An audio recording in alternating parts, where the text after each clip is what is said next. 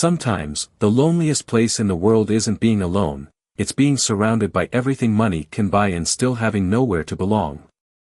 The countdown lights flickered across the grand dining hall as voices rose in cheerful anticipation, glasses clinking, laughter spilling into the air like champagne, and yet Ethan Caldwell stood perfectly still near the entrance, his tailored midnight suit sharp against the golden glow, his expression unreadable as the hostess offered him a polite, apologetic smile that didn't quite reach her eyes. "I'm so sorry, sir. We're completely booked for the evening," she said, her voice practiced.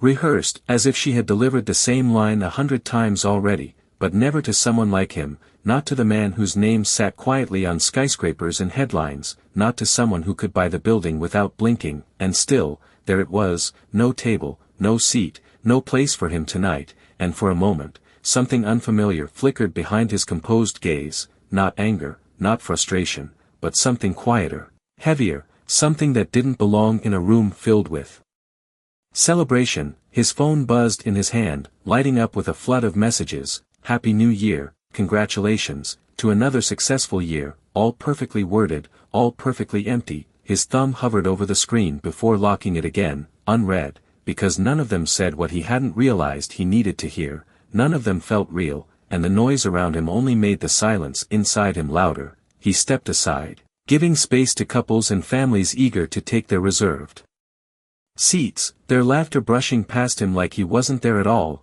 invisible in the most expensive room in the city, and that's when he noticed her, not because she was trying to be seen, but because she wasn't, tucked near the far corner, a small table meant for two but holding 3 lives. Clara Bennett sat with her back straight despite the weight of exhaustion in her shoulders, her coat folded neatly beside her chair, worn but clean, her hands carefully steadying a baby bottle as she checked the temperature against her wrist, the soft glow of a single candle casting gentle light across her face. No diamonds, no designer dress, just quiet dignity, and in her arms, a baby stirred, tiny fingers curling against the fabric of her sweater, unaware of the world counting down outside, unaware of wealth or status or the invisible lines that separated people like her from people like him. Clara glanced at the receipt on the table, folding it quickly as if even that small number mattered, as if every dollar had a purpose already decided. Her lips pressed together in thought before she reached for her fork again, eating slowly, carefully, like someone who had learned not to waste anything, and somehow, in the middle of a room overflowing with excess. That small table felt fuller, warmer, more real than anything else Ethan could see. He didn't move at first, didn't step closer, didn't interrupt, but something in the way she leaned slightly toward the baby, whispering softly, something in the way her world seemed complete despite its simplicity, held him there longer than he intended, longer than made sense. And just as the countdown clock above the bar flickered to the final minute before midnight, a soft movement broke the stillness between their separate worlds. The edge of Clara's napkin slipped from the table, drifting silently to the polished floor, landing just a few feet from where Ethan stood, and without thinking, without calculation, he bent down to pick it up, his fingers brushing against the fabric as he straightened, stepping toward her table for the first time that night, crossing a line he didn't yet understand, and in that small, almost invisible moment, everything was about to change. The fabric felt softer than he expected, warm from the candlelight and the quiet presence it had belonged to just seconds ago, and as Ethan Caldwell straightened, holding the napkin between his fingers, he noticed how different everything seemed from this distance, not from the polished marble floors or the glittering chandeliers above, but from the small table where Clara Bennett sat, unaware that someone like him had just stepped into her world. "I think this is yours," he said, his voice calm, measured, yet carrying a hesitation that had nothing to do with confidence and everything to do with unfamiliarity. Clara looked up, her eyes briefly widening in surprise before softening into a polite, grateful smile. "Oh, thank you," she replied, her voice gentle, steady, the kind of voice that had learned to stay calm even when life was not. She reached for the napkin, their fingers almost brushing but not quite, a small space left between them that somehow felt intentional, as if both understood that this moment was fragile, not meant to be rushed. Ethan nodded slightly, ready to step away, to return to the edge of the room where he belonged, invisible again among the visible, but then something stopped him, not a sound, not a movement, but a feeling he could not name, his eyes flickered briefly to the empty chair across from her, then back to her face. And before he could reconsider, before logic could interrupt, Clara spoke again. "If you are waiting for a table, you might be standing there all night." There was no judgment in her tone, no curiosity about who he was, only simple observation, real and unfiltered. Ethan let out a quiet breath, almost a laugh, but not quite. "It seems that way," he admitted, and for a moment, they both glanced toward the crowd, toward the noise and celebration that felt strangely distant despite being only a few feet away. Clara followed his gaze, then looked back at him. Something thoughtful passing through her expression, something that lingered just long enough to matter. "You can sit here," she said, the words simple, almost casual, yet carrying a weight far greater than they sounded. Ethan blinked slightly, as if he had misheard. "I do not want to intrude," he replied, instinctively, because that was the rule, was it not? People like him did not sit at tables like this, did not share space without intention, without reason, but Clara shook her head softly, adjusting the baby in her arms with practiced ease. "You would not be intruding. It is just me and my son," she said, glancing down as the baby shifted slightly, his small hand pressing against her sweater before settling again. "And it is New Year's Eve," she added, as if that explained everything, as if that alone was reason enough to let a stranger sit down. Ethan hesitated, his gaze dropping to the chair once more, then to the baby, then back to her, and for the first time that night, the decision in front of him was not about business, not about numbers or outcomes, but about something much simpler, something unfamiliar, and slowly, almost carefully, he reached for the back of the chair and pulled it out, the soft scrape of wood against floor barely audible beneath the rising countdown in the background. 10, 9, 8, voices echoing through the room as anticipation built. But at that small table, something quieter was happening, something that did not need noise to matter. Ethan sat down, not as a CEO, not as a man with influence, but as someone who had nowhere else to go, and for a brief moment, as he adjusted slightly in the seat, he realized something unexpected. He did not feel out of place, not here, not now, not at this table where a single candle flickered and a baby breathed softly in his mother's arms. And as the countdown continued, louder, closer, he found himself looking at Clara instead of the clock, as if time had already shifted without him noticing. The final seconds dissolved into sound as the entire room rose to its feet, voices lifting together in a unified countdown that echoed against glass and gold and polished stone. 5, 4, 3, but at their table, the moment unfolded differently, quieter, almost suspended. Clara adjusted the baby gently against her shoulder, her movements instinctive, practiced, while Ethan sat still, aware of every detail in a way that felt unfamiliar, the faint scent of warm milk, the soft rhythm of the baby's breathing, the subtle flicker of candlelight reflecting in Clara's eyes. 2, 1, cheers erupted around them, glasses collided, strangers embraced, confetti drifted through the air like fragments of celebration, and yet Ethan did not move. He did not reach for a glass or turn toward the noise. Instead, his attention remained fixed on the small, quiet world across from him. "Happy New Year," Clara said softly, her voice nearly lost beneath the celebration but somehow clearer than everything else. Ethan paused for a fraction of a second, as if the words had caught him off guard, then nodded slightly. "Happy New Year," he replied, and for the first time that night, the phrase did not feel rehearsed. It did not feel like something said out of obligation. It felt real, simple enough. The baby shifted again, a small restless movement that broke the stillness between them. Clara glanced down, gently rocking him. "He usually sleeps through noise, but tonight is different," she said with a faint smile. There was no complaint in her tone, only quiet understanding. Ethan watched closely, not out of curiosity, but something deeper, something he could not quite place.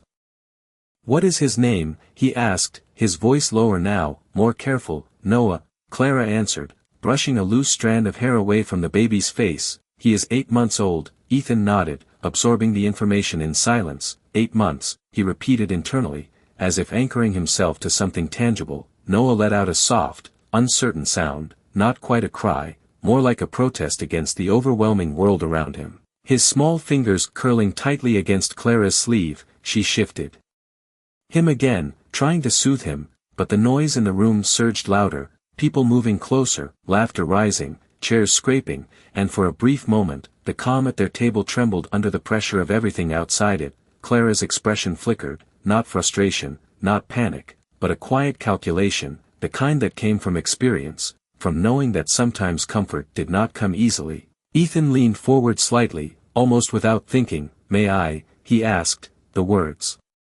surprising even himself. Clara hesitated for a fraction of a second, her eyes searching his face, not for status, not for recognition, but for something far more important, intention, and whatever she found there was enough, because she nodded, carefully, gently transferring Noah into Ethan's arms, and in that moment, something shifted, something neither of them could fully understand yet. Ethan held the baby with a stiffness that betrayed his inexperience, his movements cautious, deliberate.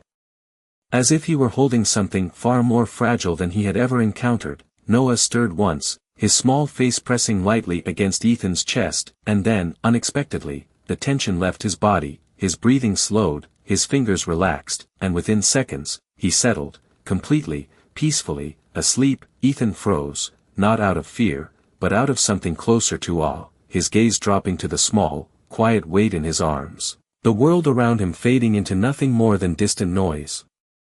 He did not speak, did not move, because for the first time in a very long time, he felt something he could not control, something he could not buy, something that existed entirely outside of his world. And across the table, Clara watched him, not surprised, not impressed, just quietly aware, as if she understood exactly what had just happened, even if he did not.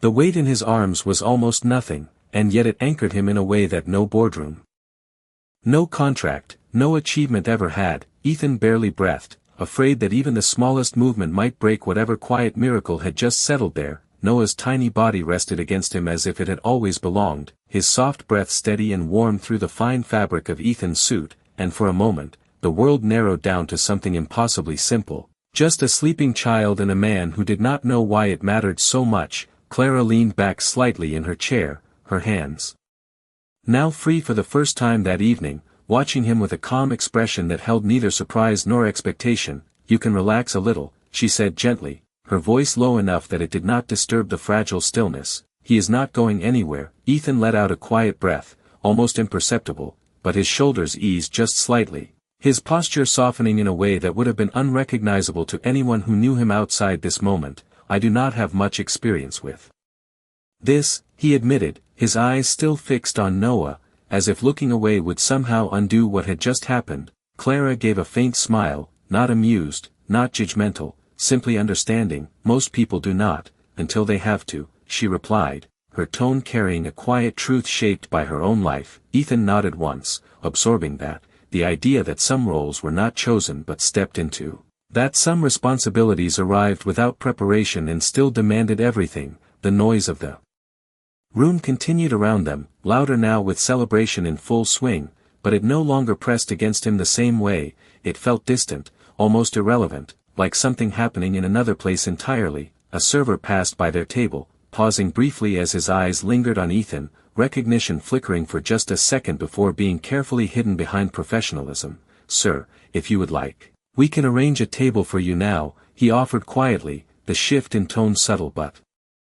unmistakable, the kind reserved for someone important, someone who should never have been left standing in the first place. Ethan did not respond immediately, his gaze remained on Noah, the gentle rise and fall of the baby's chest, the way his small hand had relaxed completely against Ethan's sleeve, and for a brief second, the offer seemed almost absurd. A table, a better seat, a more appropriate place, as if any of that mattered in comparison to what he was holding right now. "No, thank you," he said finally, his voice calm, certain, without hesitation. The server blinked once, surprised, then nodded and stepped away, leaving the moment undisturbed. Clara watched the exchange quietly, her expression unchanged, but something in her eyes softened just slightly, as if she had noticed more than he intended to reveal. "You must be used to getting what you want," she said after a moment, not as a question, not as an accusation, just an observation placed gently between them. Ethan considered her words,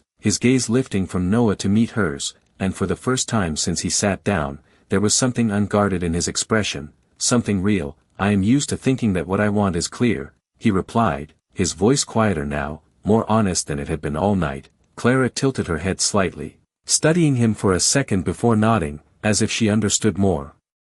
Then he had said, as if she recognized that sometimes clarity was not the same as truth. The candle between them flickered again, casting soft shadows across the table, and in that quiet space, surrounded by noise that no longer mattered, Ethan realized something he had never allowed himself to consider before, that maybe, just maybe, what he had been searching for was not something that could be reserved, bought, or planned, but something that appeared only when he stopped looking for it at all.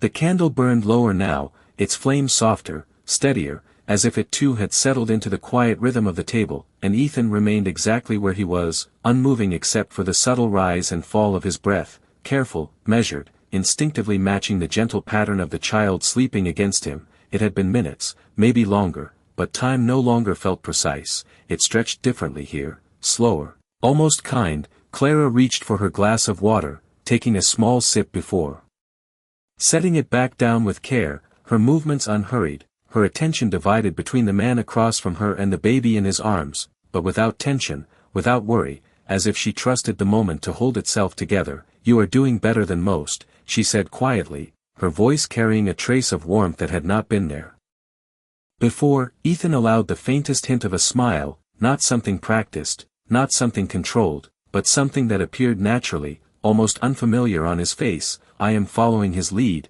he replied, glancing down at Noah again, as if the baby were the one guiding him through something he had never learned. Clara nodded slightly, understanding that more than he realized. "That is usually how it works," she said, her tone thoughtful, reflective, as though speaking from experience that had shaped her in ways words could not fully explain. The noise around them continued to shift and swell, people ordering more drinks, voices growing louder with celebration, but at their table, the silence remained intact, not empty, not awkward, but full, carrying meaning without needing to announce itself. Ethan shifted his hand slightly beneath Noah, adjusting just enough to keep him comfortable. The small weight responding without waking, settling deeper, and something about that response, that quiet trust from someone who knew nothing about him, struck deeper than he expected. "Does he always fall asleep like this?" Ethan asked after a moment, his voice softer now, more personal. Clara smiled faintly,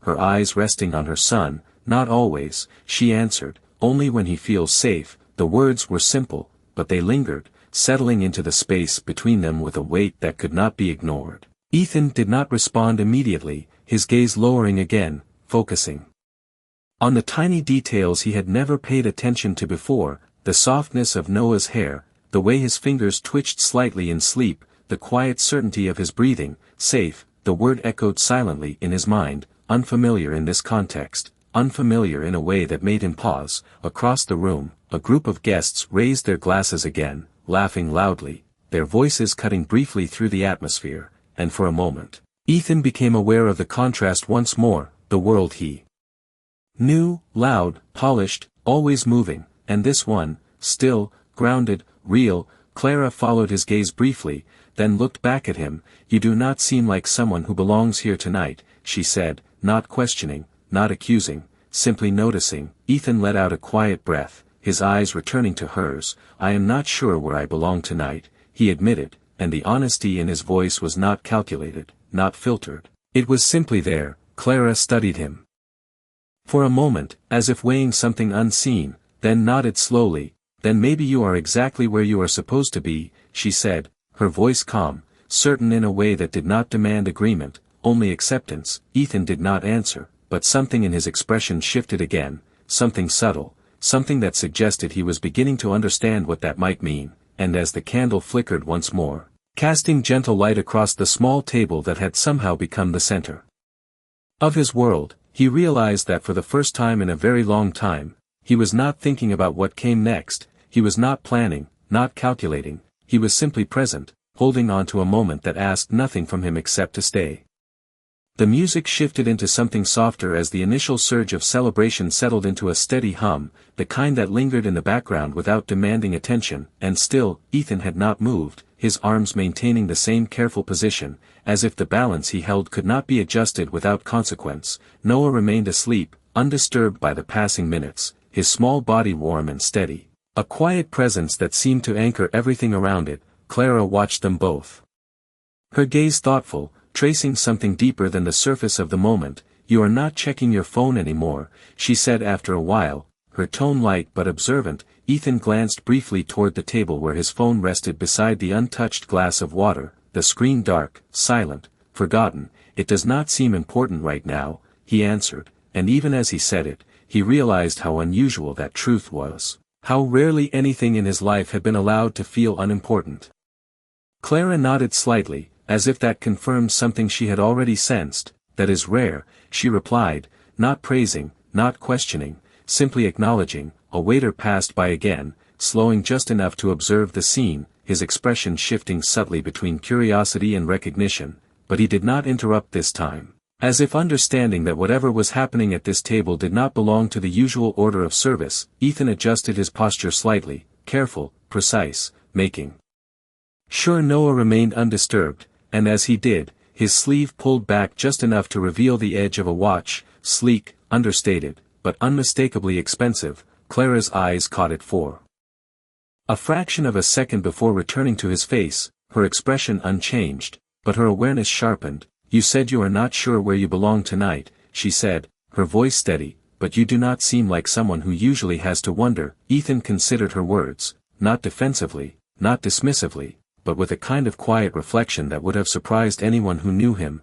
"Most nights, I do not have to," he admitted, his voice even. "Everything is already decided before I arrive." Clara leaned back slightly, absorbing that, her fingers resting lightly against the edge of the table. "That sounds efficient," she said, a faint trace of something unreadable in her tone, not quite admiration, not quite critique. Ethan let out a small breath, almost a laugh but softer. "It is," he replied, then paused before adding, "but it does not always feel like living." The words settled between them, heavier than expected, carrying more truth than explanation. Clara did not respond immediately, her gaze drifting briefly to Noah, then back to Ethan, as if measuring the weight of what he had just said. "Living is rarely efficient," she said finally, her voice quiet but certain. Ethan held her gaze for a moment, something in his expression shifting again, something less guarded, less certain, as if he were allowing the possibility that she might be right. Across the room, the energy began to change.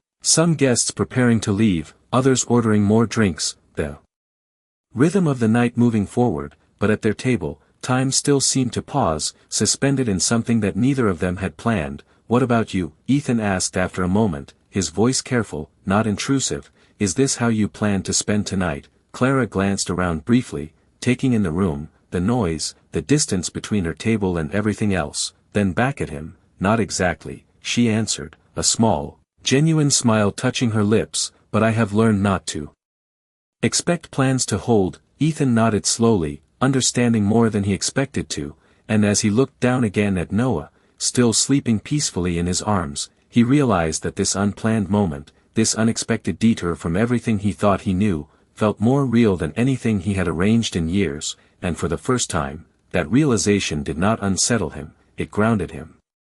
The room had begun to thin out, not dramatically, but enough that the edges of the night softened, the sharp energy of celebration fading into something slower, more reflective, and still Ethan remained where he was, his attention anchored not to the shifting crowd but to the quiet presence in his arms and the woman across from him who seemed untouched by everything happening around them. Clara adjusted the sleeve of her sweater slightly, her movements absent-minded yet deliberate, as if she were used to carrying more than what could be seen. "You speak like someone who has had everything figured out for a long time," she said, her voice calm, not probing, just placing the observation gently between them. Ethan considered that, his gaze drifting briefly toward the far end of the room where a group of men in tailored suits laughed too loudly, their confidence unmistakable, familiar. "That is what people assume," he replied, his tone even, but there was something quieter underneath it now. Something less certain. Clara tilted her head slightly, studying him, not with curiosity, but with a kind of quiet clarity. "And is it true?" she asked, not challenging, just allowing space for an answer. Ethan did not respond immediately, his eyes lowering once more to Noah, whose small hand had shifted slightly, resting now against Ethan's wrist, the contact light, almost imperceptible, yet grounding in a way he could not ignore. "No," he said finally, the words simple, unembellished. but carrying more weight than any explanation could. Clara nodded once, as if that answer made sense, as if she had expected nothing else. Most people who look like they have everything figured out are usually the ones who have been running the longest, she said softly, her voice thoughtful, reflective. Ethan glanced up at her, something in her words catching his attention. Running from what? He asked, not defensively, not skeptically, but with genuine interest. Clara's gaze shifted briefly to the candle, watching the flame flicker before answering. From the moment they realized that what they built is not what they actually needed, she said, her voice steady, certain in a way that suggested she was not speaking in theory, but from something lived. Ethan leaned back slightly in his chair, careful not to disturb Noah, but allowing himself a fraction more space to breathe, to think, the words settling deeper than he expected, because they touched something he had never put into words, something he had always moved past too quickly to examine. Across the room, a woman approached their table, her heels clicking sharply against the floor, her posture poised, confident, the kind of presence that drew attention without asking for it. She slowed as she reached them, her eyes moving from Clara to Ethan, then down to the baby in his arms. Surprise flashing briefly across her face before being replaced by a polite, composed smile. "Ethan," she said, her voice smooth, controlled, "we have been looking for you." The words were casual, but the familiarity in her tone shifted the air at the table ever so slightly. Clara's gaze moved between them, quiet, observant, saying nothing. Ethan's expression changed, not dramatically, but enough that the contrast was visible, the subtle return of the world he came from, structured, expected. "I was not aware that anyone was looking," he replied calmly, his voice measured, but no longer as unguarded as before. The woman's eyes flickered briefly to Clara again, then back to him. "The board is gathering upstairs, they wanted to toast with you," she said, her tone carrying a hint of insistence beneath the politeness, as if this were not merely a suggestion but an expectation. Ethan did not answer right away, his gaze dropping once more to Noah, still sleeping peacefully, untouched by titles, by expectations, by anything beyond the warmth of the moment. And for a brief second, the choice in front of him became clear in a way that surprised him, not complicated, not layered, just simple, stay or leave. And for the first time in years, the decision did not feel like something he needed to calculate, it felt like something he needed to feel. The woman remained standing beside the table, her presence composed but firm, as if she was used to being acknowledged immediately, to having her words acted upon without delay. And yet Ethan did not move, his gaze still resting on Noah, the quiet rise and fall of the baby's chest grounding him in a way the entire room upstairs never could. "They are waiting," she added gently, though the subtle tension in her voice suggested something closer to expectation than patience. Ethan lifted his eyes slowly, meeting hers, and for a brief moment, the version of him she knew was there, controlled, decisive, but it did not stay, it softened, almost imperceptibly. "Then they can wait a little longer," he said, his tone calm, not dismissive, but certain in a way that did not invite further argument. The woman blinked once, caught slightly off guard, as if recalibrating her understanding of the situation. Her eyes flickered again to Clara, taking in the simple table, the worn coat, the absence of anything that signaled importance, and yet something in the stillness between them seemed to hold more weight than the entire event upstairs. "Very well," she replied after a moment, her voice carefully neutral, "I will let them know," and with that, she turned and walked away, her heels fading into the softened rhythm of the room, leaving behind a silence that felt deeper than before. Clara watched her go, then returned her gaze to Ethan, her expression thoughtful, not impressed, not surprised, just quietly aware of what had just happened. "You did not go," she said, her voice gentle, almost as if she was confirming something rather than questioning it. Ethan exhaled slowly, his attention shifting back to Noah, adjusting his hold slightly as the baby stirred but did not wake. "I did not want to," he answered simply, and the simplicity of that truth seemed to settle something inside him. Clara studied him for a moment, her eyes searching not for status, not for explanation, but for sincerity. And whatever she found seemed enough, because she nodded, just once. "That is a new kind of decision for you," she said softly. Ethan allowed a faint, almost thoughtful smile. "It is," he admitted, his voice quieter now, less guarded than before. "Usually there are consequences for not showing up." Clara leaned back slightly, her fingers resting loosely against the table. "There still might be," she said, her tone calm, not warning, not concerned, just acknowledging reality as it was. Ethan nodded, understanding that, accepting it, but not reacting the way he once would have. "Maybe," he said, then paused briefly before adding, "but this feels more important." The words hung in the air between them, unforced, honest in a way that did not need to be defended. Clara glanced down at Noah, then back at Ethan, something in her expression softening again, as if she recognized the shift not just in his choice, but in what that choice represented. Around them, the room continued to move, guests leaving, chairs emptying, the night transitioning into something quieter, but their table remained unchanged, steady, untouched by the flow of everything else. Ethan looked down once more at the small, sleeping child in his arms, and for the first time, he did not see it as something temporary, not as a moment that would pass and be forgotten, but as something that had already left its mark. Something that had quietly, without permission, altered the way he saw everything else. And as he lifted his gaze back to Clara, there was no need for explanation, no need for titles or introductions, because whatever mattered about him in that moment was already there, not in what he owned, not in what he controlled, but in the simple fact that he had chosen to stay. The air had grown quieter now, not silent, but softened in a way that made every small movement feel more noticeable, more deliberate, and Ethan remained still, his focus drawn not outward but inward, anchored to the steady warmth in his arms and the calm presence across from him. Clara reached for the small diaper bag resting beside her chair, unzipping it carefully as she checked inside, her movements efficient, practiced, a rhythm shaped by necessity rather than choice. "He will wake soon," she said gently, glancing up at Ethan. "He usually does not sleep this long in a place like this." Ethan nodded, though a part of him hoped, quietly, irrationally, that the moment might stretch just a little longer, that the quiet weight in his arms might remain untouched by the passing of time. "I should probably give him back," he said after a moment, his voice measured, but there was a trace of reluctance beneath it, subtle but real. Clara looked at him, then at Noah, her expression thoughtful, as if considering something beyond the obvious. "You can hold him a little longer," she replied, her tone calm. "You seem to be the only place he is comfortable right now." Ethan glanced down again, taking in the small details he had memorized without realizing it, the softness of Noah's breath, the gentle curve of his tiny fingers, and for a second, he allowed himself to simply remain where he was. Without questioning it, without analyzing it, across the room, the staff began clearing tables, stacking glasses, resetting the space. For the quiet hours that followed celebration, the transition subtle but steady, a reminder that moments, no matter how meaningful, did not last forever. "Do you always come here?" Ethan asked, his voice quieter now, more personal. Clara shook her head slightly, adjusting the strap of her bag. "No, this was a last-minute decision," she said, her lips curving into a small, almost private smile.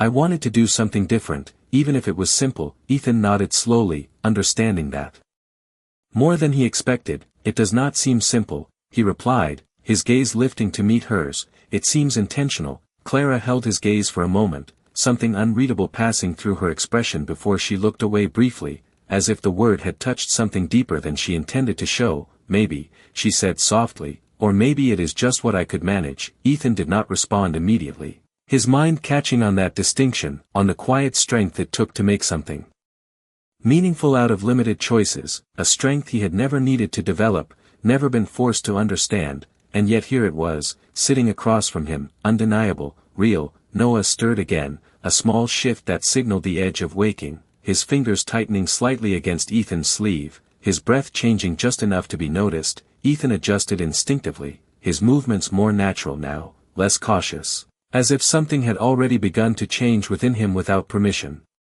"He is waking up," Clara said softly, leaning forward slightly, but not reaching for him yet, giving the moment space to unfold on its own. Ethan looked down, watching as Noah's eyes fluttered slightly, not fully open, just aware enough to sense the transition, and for a brief second, Ethan wondered if the child would react differently now, if the connection would break as easily as it had formed. But Noah did not pull away, did not cry. Instead, he remained still, his small face resting against Ethan's chest, as if recognizing something familiar, something safe, and that quiet acceptance settled deeper than anything else that night. Ethan looked up at Clara, something unspoken in his expression, something that did not need to be explained, because whatever this was, whatever had formed in the space of a single evening, it had already begun to change the way he saw the world, and for the first time. He was not trying to control that change, he was simply allowing it to happen.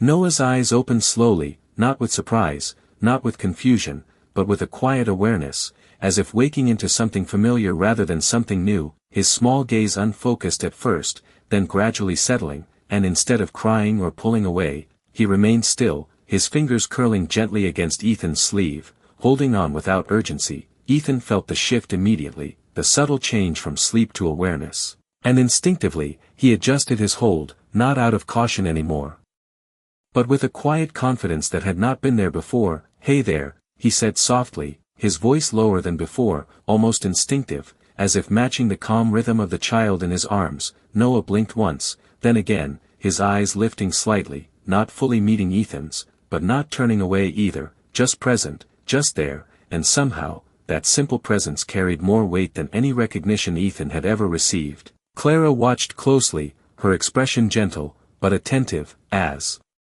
if measuring the moment not by what was happening, but by what it revealed. "He likes you," she said quietly, her voice certain, not surprised. Ethan let out a small breath, something between a quiet laugh and disbelief. "I am not sure I have done anything to earn that," he replied, his gaze still fixed on Noah. Clara smiled faintly. "Babies do not measure things the way adults do," she said, her tone soft but grounded in truth. "They just know how something feels." The words settled deeper than expected, simple, but impossible to ignore. Ethan nodded slightly, his thoughts shifting, recalibrating in a way that felt unfamiliar but not unwelcome. Across the room, the last of the larger groups began to leave, coats gathered, chairs pushed back, the echo of celebration fading into something quieter, more ordinary. But at their table, nothing felt ordinary anymore. Noah made a small sound, not distress, not discomfort, just awareness, his tiny hand lifting slightly before resting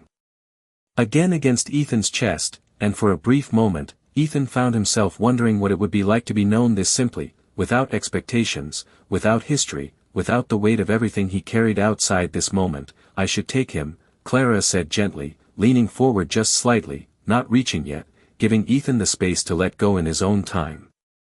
Ethan hesitated, not visibly, not dramatically, but enough that the pause existed, enough that it mattered. He looked down once more, taking in the small details he knew would not stay, the warmth, the quiet trust, the stillness that had settled so naturally, and slowly, carefully, he shifted his arms, guiding Noah back toward Clara, his movement steady, controlled, but carrying a reluctance he did not try to hide from himself. Clara received him with ease, her arms familiar, practiced. Noah settling against her without resistance, as if the transition made sense, as if both spaces had been safe in their own way. Ethan leaned back slightly, his hands now empty, and for a second, the absence was noticeable, not painful, but present, like the echo of something that had just ended. Clara adjusted Noah gently, brushing her fingers through his soft hair, then looked back at Ethan, her expression calm. But there was something else there now, something deeper than before. "Thank you," she said simply, not for holding him, not for helping, but for something unspoken, something that did not need to be named. Ethan shook his head slightly, his voice quieter than it had been at any point that night. "I think I should be the one saying that," he replied, and for the first time, the words were not polite, not expected, they were real, because whatever had happened here, whatever had shifted inside him without warning, it was not something he could explain, but it was something he knew he would not forget. And as he looked at Clara and Noah together, he realized that some moments did not belong to the past or the future, they simply stayed, quietly reshaping everything that came after. The table felt different now, not emptier, but quieter in a way that made every detail more noticeable, the faint hum of distant conversation, the soft clink of glassware being cleared, the gentle rhythm of Noah's breathing against Clara's shoulder, and Ethan sat back slightly, his hands resting still on the edge of the table as if they had not yet adjusted to being empty again. Clara shifted Noah carefully, adjusting the small blanket around him with practiced ease, her movements fluid, unthinking, shaped by repetition and care. "He will be up for a while now," she said softly, glancing down at him with a quiet smile. "He usually is."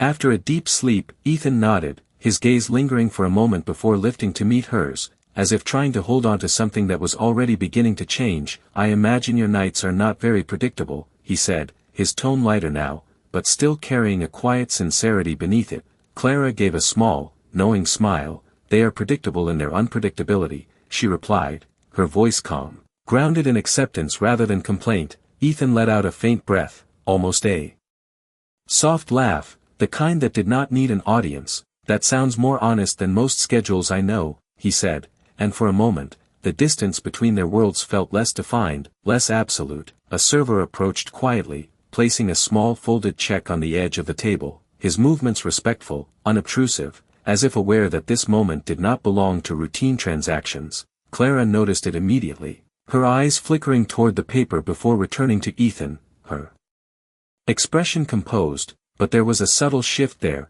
something practical, something real. She reached for her bag again, her fingers moving with quiet intention, and Ethan saw it, not the action itself, but what it meant, the calculation, the quiet responsibility that never paused. "Allow me," he said gently, his voice calm, not imposing, not assuming. Clara paused, her hand still resting lightly against the edge of her bag, and for a moment, the air between them shifted, not tense, but careful, as if both understood that this was not a simple gesture, not just a bill being paid. "I invited you to sit," she said softly, her tone steady, respectful. "It does not feel right." Ethan held her gaze, not pushing, not withdrawing, just present. "And you gave me something I did not expect tonight," he replied, his voice quieter now, more deliberate. "It does feel right." Clara studied him for a second longer, as if measuring the intention behind his words, not the words themselves, but the sincerity that carried them. And then,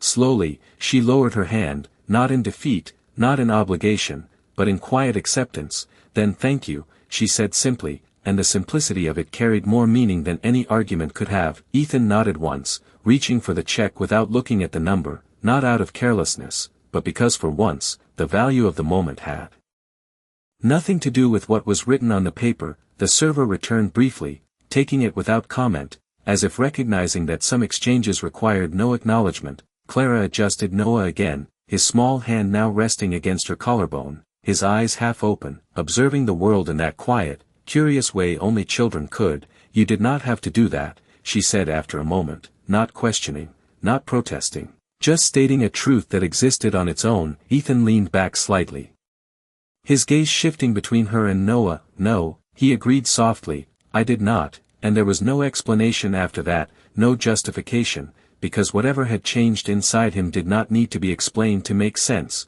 The room continued to empty around them, the night moving forward without waiting, but at their table, something remained, something quiet, something steady, something that did not feel like it belonged to a single evening, but to something larger, something that would stay long after they stood up and walked away.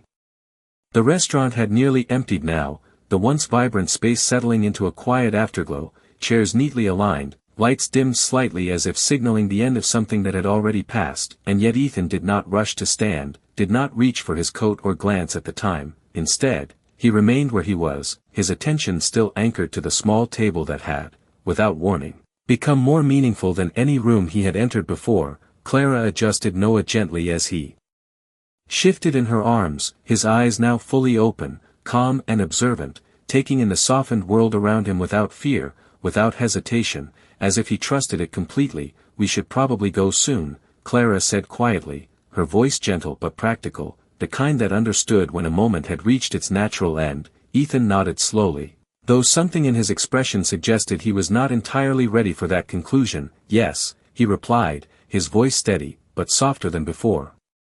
Clara reached for her coat, slipping it over her shoulders with a familiar motion, then carefully adjusting Noah so he remained comfortable, every movement precise, efficient, shaped by necessity rather than convenience. Ethan watched her for a moment, not as an observer, but as someone trying to understand something deeper, something he had never needed to consider before. "Do you have a ride?" he asked after a brief pause, his tone calm, not assuming.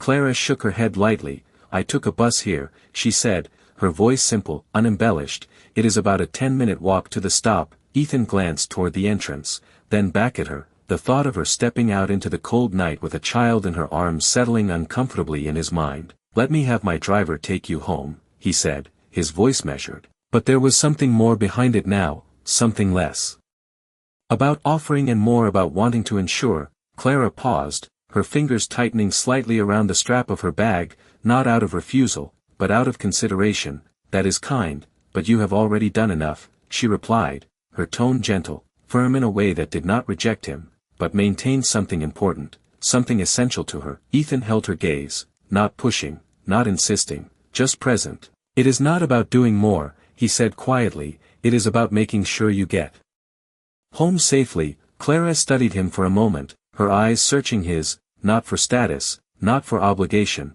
but for intention, and slowly, almost imperceptibly, her expression softened. "All right," she said finally, her voice calm, accepting not the offer, but the sincerity behind it. Ethan nodded once, reaching into his pocket and retrieving his phone, the screen lighting up again after being forgotten for so long. He paused for a second before dialing, as if aware that this simple action marked a return to a world he had temporarily stepped away from. "I need the car brought to the front," he said briefly, his tone shifting just enough to signal familiarity with command, but without losing the quiet steadiness he had carried throughout the night. He ended the call and slipped the phone back into his pocket, then looked at Clara again. "It will be here in a few minutes." Clara nodded, adjusting Noah once more as he rested comfortably against her, the small blanket wrapped securely around him, and for a moment, neither of them spoke, the silence between them no longer uncertain, no longer new, but settled, understood, as if words were no longer necessary to explain what had passed between them. Ethan stood slowly,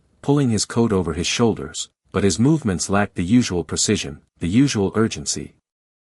As if he were not quite ready to let the moment end, and as Clara rose as well, balancing Noah with ease, the space between them shifted again, no longer just a shared table, but something carried forward, something unspoken yet undeniable, and as they began to walk toward the exit together, the quiet understanding remained, not demanding anything, not promising anything, just present, like a moment that had already changed more than either of them fully realized. The night air greeted them with a quiet chill as the doors opened, the warmth of the restaurant fading behind them, replaced by the stillness of a city that had already begun to wind down after celebration. The distant echo of laughter carried faintly through the streets, but here, at the curb, everything felt calmer, slower, almost reflective. Ethan stepped slightly ahead, the motion subtle but instinctive, as if creating space, as if ensuring that the path in front of Clara remained clear.